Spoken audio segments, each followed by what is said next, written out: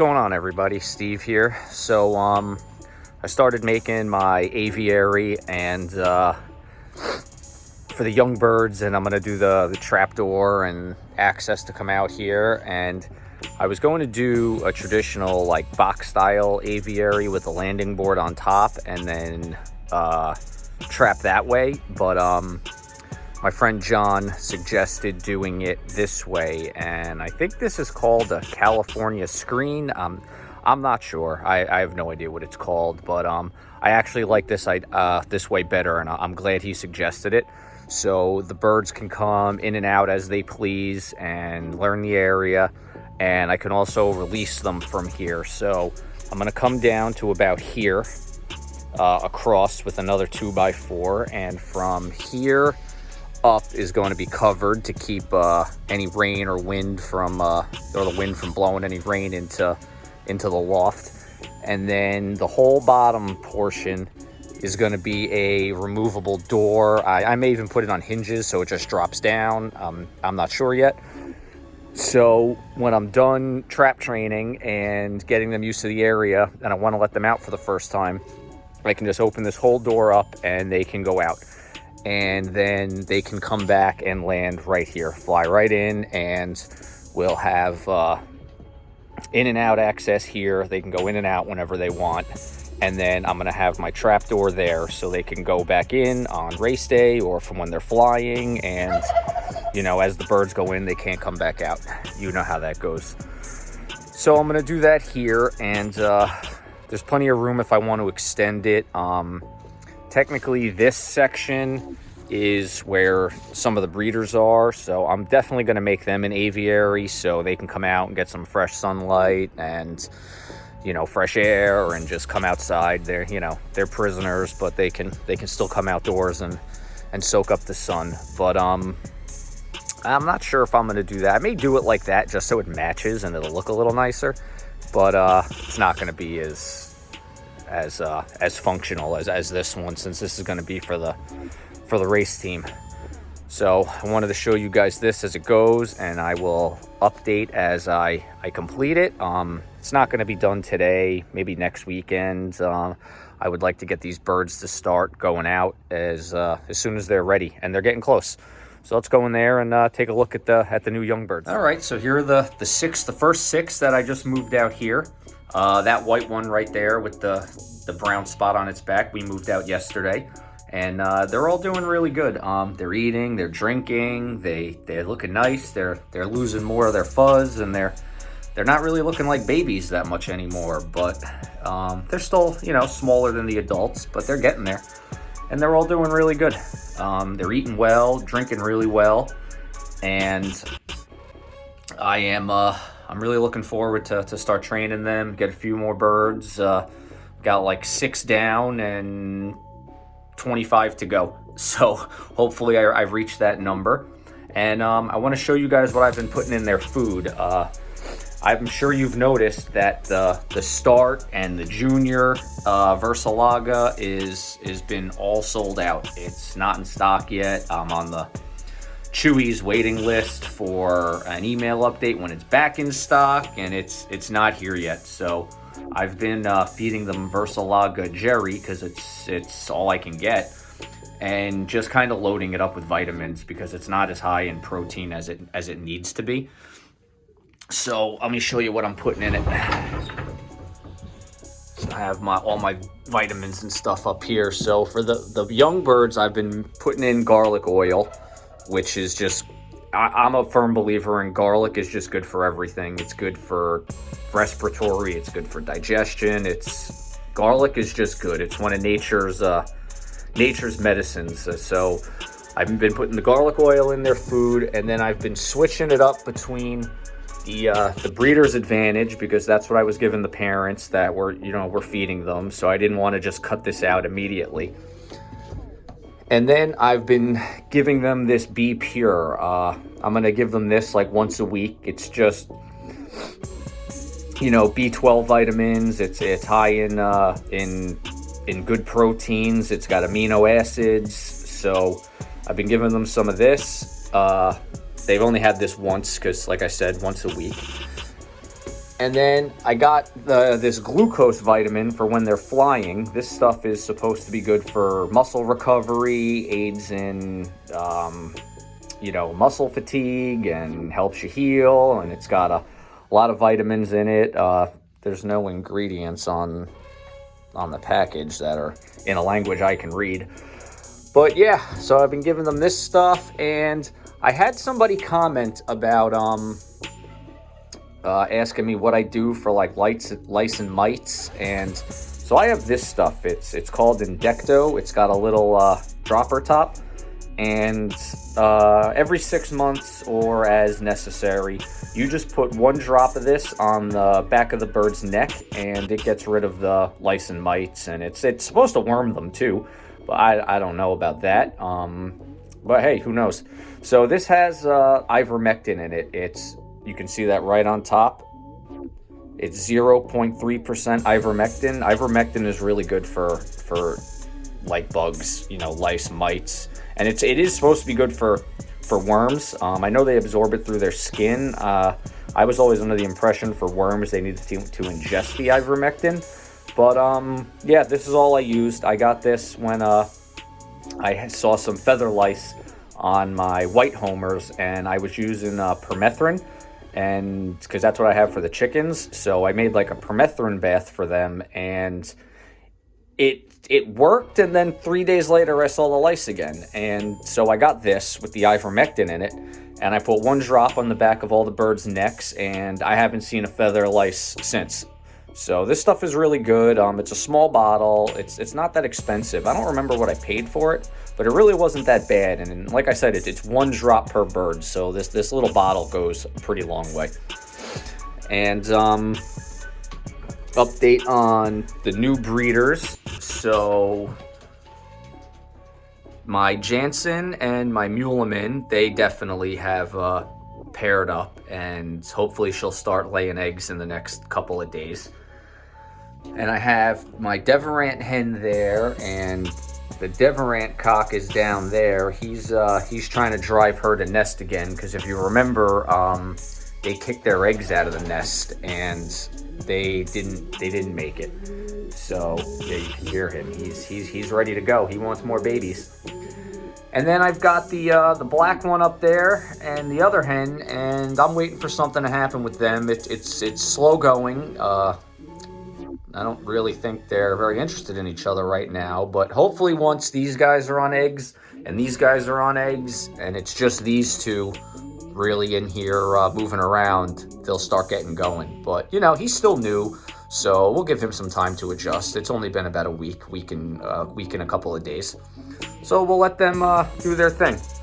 And yeah, let's go right into some pigeon talk. All right, guys. So we haven't done a pigeon talk video in a while, and we'll talk about some of the things I've learned, some of the things that I'm trying to do, and hopefully that helps anybody looking to start. And this is my my pal, my blue bar. He's a Hofkin Mussolini. It's one of the young birds. He or she, my friend thinks it's a boy, but he is very friendly. So that's pretty cool that we have a bird that likes to be handled and likes to be picked up. And this guy will stay up here all day. And my wife named him Pablo. I have no idea why. She just said he looks like a Pablo. So it kind of stuck. So we got Pablo on my shoulder over here just hanging out. But yeah, so we're going to be racing. I mentioned that in the other video. I have to be voted in, and I kind of feel I wasn't going to race this year. I was going to learn everything and just, go through all my feeling out processes and stuff. But I kind of figure whether I race this year or next year I'll just make the same mistakes I'm probably going to make this year. Hopefully the mistakes are minimum, and maybe I'll have some beginner's luck and it'll go well, and then next year I'll end up going into a sophomore slump and everything will go wrong. Who knows? I'm just trying to stay positive and take everything one day at a time and learning as much as I can. A lot of you guys have given me some great advice in the comments section, and I've taken most of it. You guys really haven't told me anything that's bad. It all has made sense, and I've tried to implement it. I have my two friends, John and Silvio, who are really helping me. I made my aviary out there like a box, and I had the landing platform on top, and I sent the picture to my friend John, and he was like, you should make it like this. It's going to make your life a lot easier. And he sent me a few pictures, and I changed it because it made sense what he explained. And that's the key to this is try to find a couple of guys, maybe not a few, because then there's just too much information coming at you that might be different, and that's just confusing. But you find one or two guys that you can trust, and they're going to tell you the right stuff, and listen to them, because they know. They've been doing this for a long time. They know, and the right people aren't going to steer you wrong. The right people are going to have patience for your dumb questions. The right people are going to help you succeed. And, even if you're going to join their club, the right people are going to be happy for you, even if you beat them. The wrong people are going to help you until you may beat them one race, and then all of a sudden they don't talk to you anymore. Those aren't the right people. The right people that you should have in your corner helping you are the right people who are going to, celebrate your successes with you, even if you end up doing better than them. The wrong people get bitter, and they get jealous, and they stop talking to you, or they start telling you the wrong stuff. So if you're getting into it, try to find one or two guys who are good people, and they really do want to see you succeed. And fortunately, I've been able to find that, and they've been helping me. They've been patient with me, and patience is key with a new guy. A new person's got a lot of questions, and 5 years from now, the questions that I have this year, I may think are dumb, but because I don't know any better right now, I don't know they're a dumb question. And you got to have patience for stuff like that. And these guys have been very patient with me. I've probably asked them very stupid questions, and they haven't made me feel stupid for them. They've been very patient about it, and they've really taken the time to explain things to me, to show me. John has been a big help to me. He found me a timer. I told him that they were, brand new, they were too expensive. I've spent a decent amount of money to start doing all this, and the clocks were just out of my budget. And he found me a pre-owned one that I got for like less than half the price, which was a big help. And he's answered all my questions. He's told me what to do with the young birds, how to wean them, when to get them out from the parents. And my friend Silvio, who's given me birds, he's vaccinated my birds. He's come here to check on the birds and to check the babies for me. And he's invited me over and explained things to me and helped me out. And, I'm real grateful for it. So that's what I mean when you gotta find a couple of the right people to help you out, and they'll make you feel good about yourself. You're going to make mistakes, and they're going to just tell you it happens. Everybody goes through them, and they're going to tell you when you're doing things right. And it helps build your confidence that you can do it. And that's the point of this YouTube channel, is I wanted to kind of show people from when I started that I really didn't know what I was doing. I had a base of information from my grandfather, so I wasn't completely, never heard of racing pigeons my entire, it wasn't like I didn't know what racing pigeons were, and I just ended up getting pigeons, and it's like, okay, well, what do I do? Well, I don't know the first thing. I wasn't like that, so I wouldn't call myself a complete novice. I had a base knowledge, but my grandfather's also been gone for 15 years. He passed away when I was 22.